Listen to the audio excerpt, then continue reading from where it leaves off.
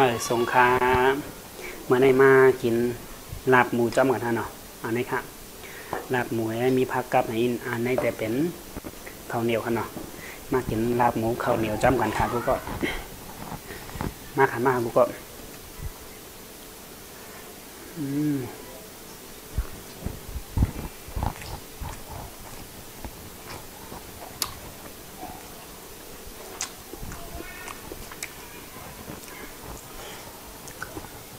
มาส่งข้าวกูก็ขามากินข้าวจ้อมกันครับมาในแต่กินง่ายๆครับเนาะ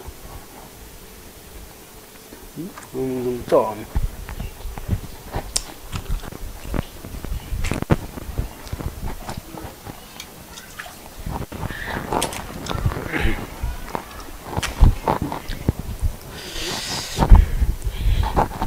กินข้าวลืมโจ้ค่ะ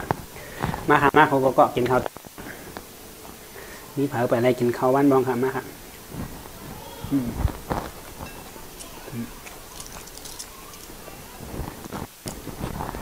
เขาผักกาดลุงครับ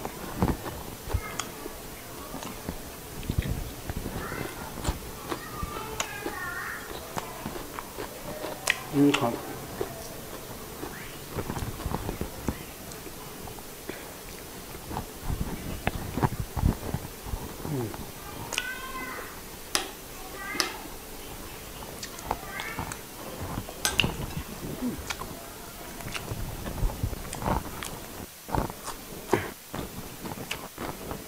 ข้าวเหนียวอุ่นๆไม่ๆครับ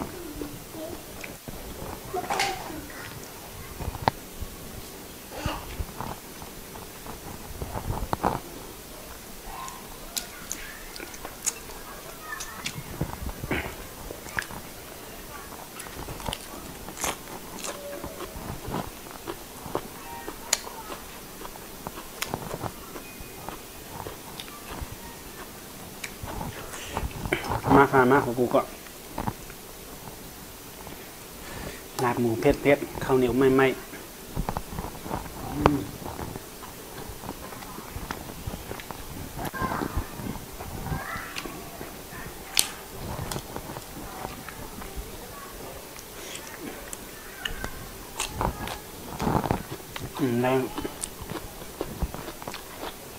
แรงยากกันก็ได้เหลืองแล้วขนาดก็จ้างเปลี่ยนในขนมกำก็จ้างเปลี่ยนกำก็จ้างเปลี่ยนก็มจ้างกว่าอะไรมจ้างอีกอะไรกันเนี่ยอยู่ที่เราเห็นว่าไว้สตีทางพระทางมันกูก็ขนาด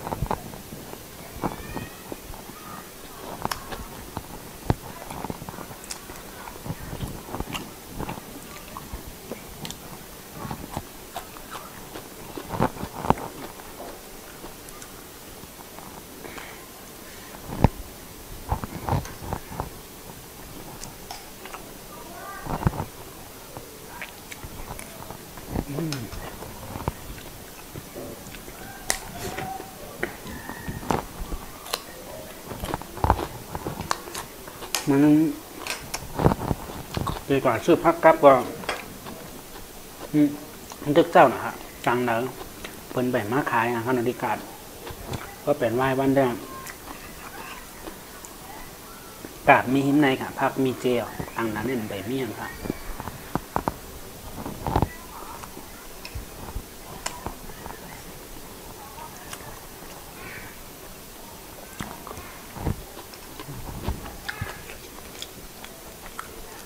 ผักกับหัวตัวแต่มีผักกัดดุ้งไงครับ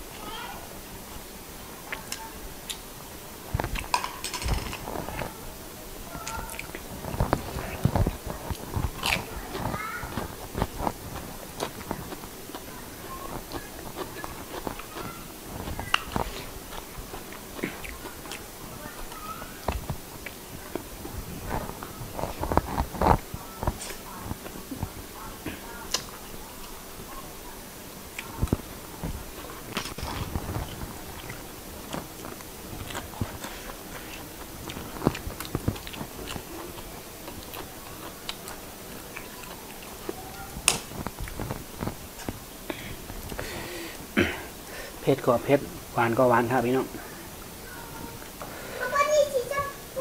โอเคโอเค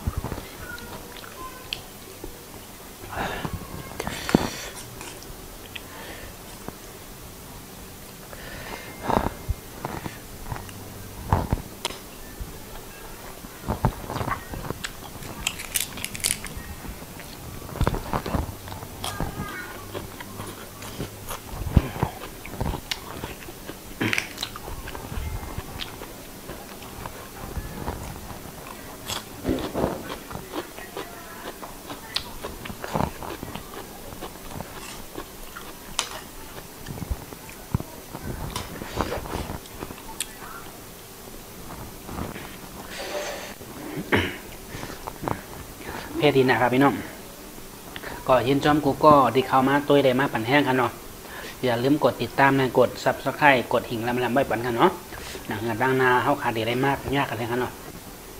มันในก็ตีย้อนลือก่อนมองหน้าก่อนเนาะบาสงกูก็คาจงไก่ย่างนะครับ